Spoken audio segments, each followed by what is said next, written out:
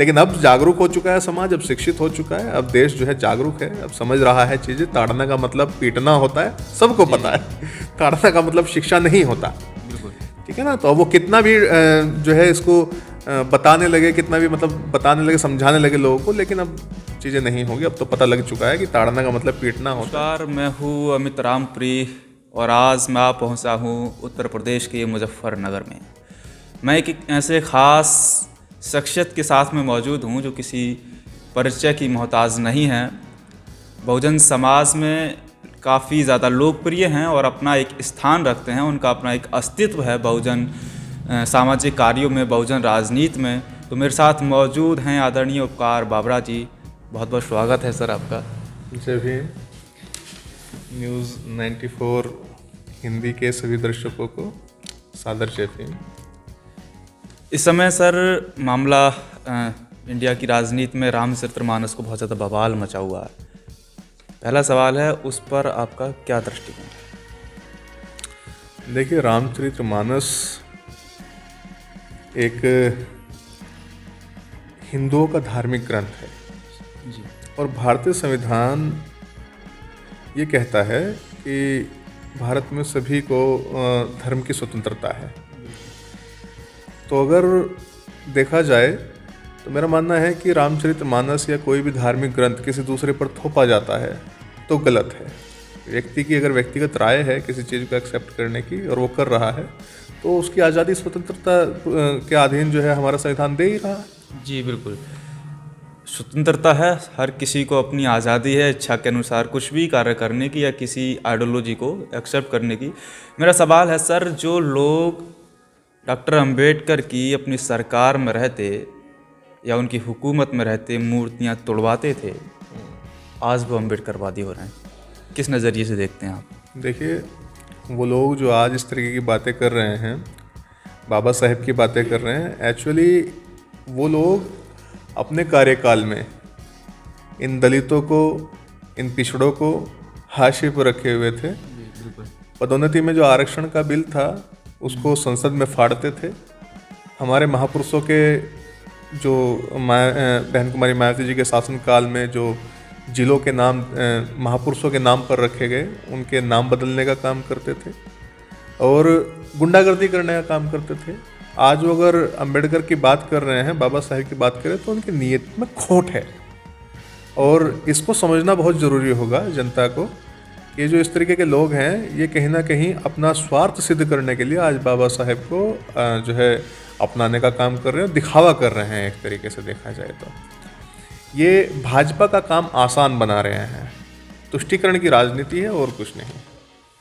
एक एग्ज़ाम्पल मैं आपको देता हूँ। बसपा सरकार में रविदास नगर एक डिस्ट्रिक्ट का नाम रखा गया था और उसका पुनः बदल करके भदोई कर दिया गया था सपा सरकार में। तो ये वही बात कर रहे थे सर अभी, जो बहुजन एक उत्तर प्रदेश बहुजन राज स्थापित किया, जो बुद्धमय बनाने का काम किया था, उसमें बहुत ज़्यादा परिवर्तन सपा में हुए और आज हम देख रहे हैं हर शख्स अम्बेडकरवादी हो रहा है। तो इसी से सर मेरा अगला सवाल है, बहुजन समाज की एक सबसे बड़ी पार्टी और इंडिया में तीसरे नंबर की पार्टी आज उत्तर प्रदेश के विधानसभा में एक सीट पर आ पहुंची है, बसपा का और बहुजन समाज का क्या भविष्य है? देखिए, राजनीति है और राजनीति मैं समझता हूँ उतार चढ़ाव आते रहते हैं। अगर हम लोग भाजपा का भविष्य देखें या भाजपा का इतिहास देखें या कांग्रेस का भी का हाल देखें तो वहाँ भी वो चीज़ें लागू होती हैं। अगर आज बहुजन समाज पार्टी एक सीट पे है तो आगे भी बढ़ेगी जी।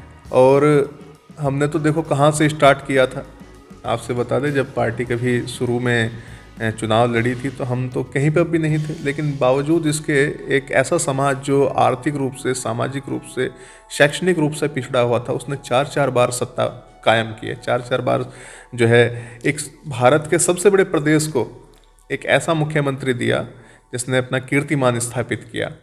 तो ये कोई ज़्यादा बड़ी बात नहीं है, ये 5वीं बार भी हो सकता है और होगा, हमें विश्वास है। तो राजनीति में उतार चढ़ाव आते रहते हैं, हताश निराश होने की कोई आवश्यकता नहीं। भविष्य बहुत ही उज्जवल है और हमें बहन कुमारी मायावती जी जो हमारी आदर्श नेता हैं उन पर बहुत विश्वास है। सवाल मैंने पहले ही लिख रखे हैं कि पूछना क्या है, क्योंकि इस समय के जो हालात हैं वो बहुत ज़्यादा नाजुक हैं। भले ही देश हमारा आज़ाद हो, लेकिन कभी कभी मुझे शक होता है कि शायद ये देश आज़ाद नहीं है। तो मेरा सवाल अगला है, एक सपा नेत्री हैं डॉक्टर रोली तिवारी, वो संविधान को बदलने की बात कर रही हैं।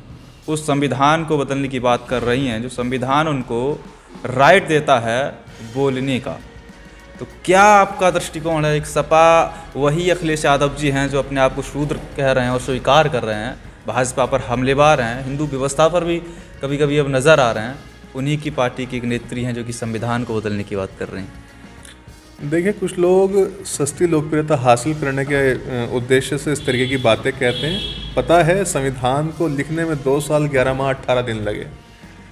बाबा साहेब डॉक्टर भीमराव अंबेडकर जैसी शख्सियत जिसने अपना सब कुछ कुर्बान करके संविधान को मूर्त रूप दिया, उस संविधान के सह के बारे में वो लोग नहीं जानते।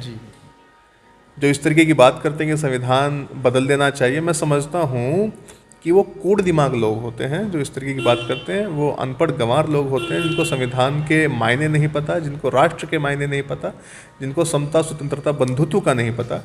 और ये होता क्या है, मैं आपसे बता दूं, ये देश में आजकल एक ट्रेंड बन चुका है कि किसी भी अच्छी चीज़ को आप गाली दो, और कुछ एक लोग होते हैं वो जो बाइकॉट टाइप जो लोग होते हैं, उन लोगों ने एक मतलब प्रोपेगेंडा, एक माहौल इस तरीके का तैयार कर देना होता है जिससे वो प्रतिष्ठित हो जाएं।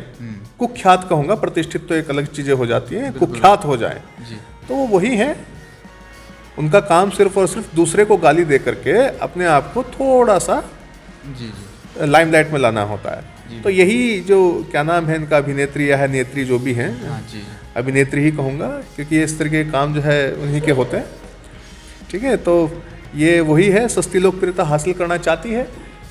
इस समय जो धार्मिक ग्रंथों का जो मामला है, लोग कह रहे हैं दलित हिंदू है, दलित हमारा भाई है, लेकिन ये सिर्फ चुनावी समय या इस प्रकार के जब एजेंडे इस देश में चलते हैं तब याद आता है कि दलित कम्युनिटी हिंदू है।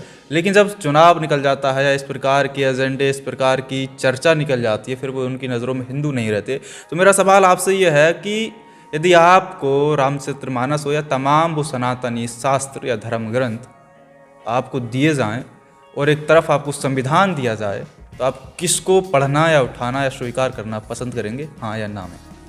देखिए, पहली बात तो मैं क्लियर कर दूं कि भारतीय संविधान सर्वोपरि है। कोई धार्मिक ग्रंथ इस देश में सर्वोपरि नहीं है। इस देश का अगर कोई राष्ट्रीय ग्रंथ है तो वो संविधान है, और ये तमाम धार्मिक ग्रंथों से ऊपर है। आपने देखा भी होगा, राम मंदिर का मामला हो या भगवानों का किसी का भी, या मस्जिदों का मामला हो, या तमाम किसी भी धार्मिक जो है धार्मिक गुरु का या ईश्वर का जो है मामला होता है, तो वो एक समय पे आकर के कोर्ट में चला जाता है। बिल्कुल। और कोर्ट चलते हैं संविधान से। ठीक है, कोर्टों की जो व्यवस्था है वो संवैधानिक तौर पे की गई है। तो जहाँ ईश्वर को भी न्याय संविधान दिला रहा है, तो वहाँ कौन श्रेष्ठ हुआ? ईश्वर श्रेष्ठ हुआ कि संविधान श्रेष्ठ हुआ? धर्म श्रेष्ठ हुआ कि संविधान श्रेष्ठ हुआ? व्यक्ति श्रेष्ठ हुआ कि संविधान श्रेष्ठ हुआ? तो मैं समझता हूँ कि संविधान सर्वोपरि है। जो ईश्वर तक को न्याय दिला रहा है तो वो संविधान है, और वो संविधान हमारा राष्ट्रीय ग्रंथ है। मैं समझता हूँ कि हमें पूरे राष्ट्र को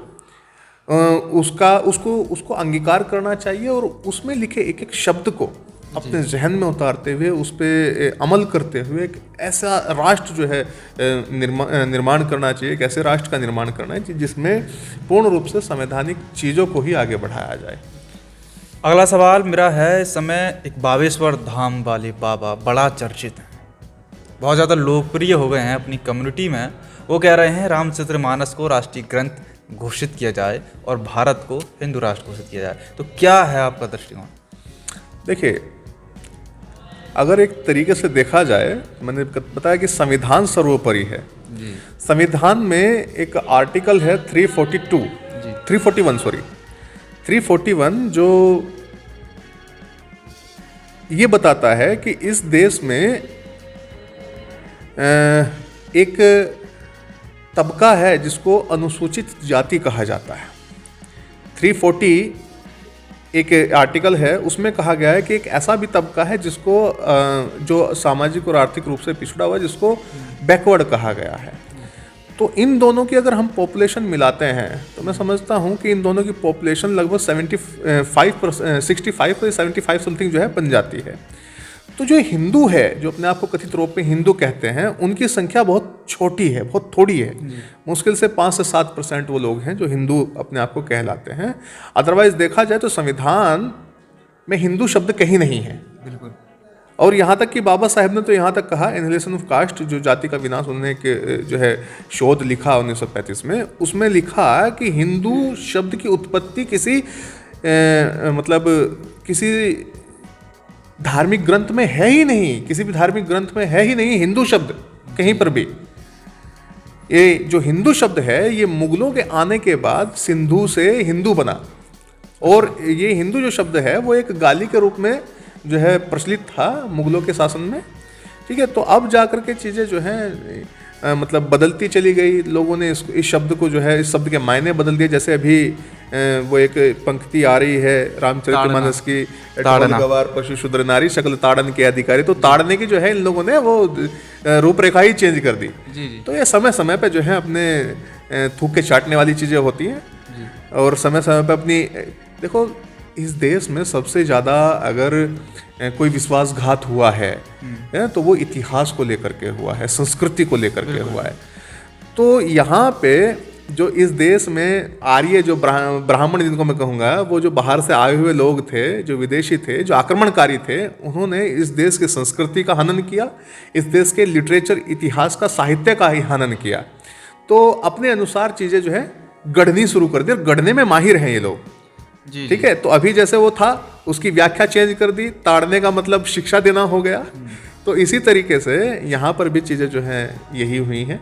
अच्छा, आपको लगता है कि ताड़ना का अर्थ शिक्षा होता है, तो वो जो दोहा या चौपाई है, शूद्र पशु नारी, उसमें शूद्र ही क्यों लिखा? उसमें ब्राह्मण भी लिखना चाहिए था, क्योंकि ताड़ना का मतलब तो शिक्षा होता है। तो ब्राह्मण को शिक्षा की बात उसमें क्यों नहीं की गई?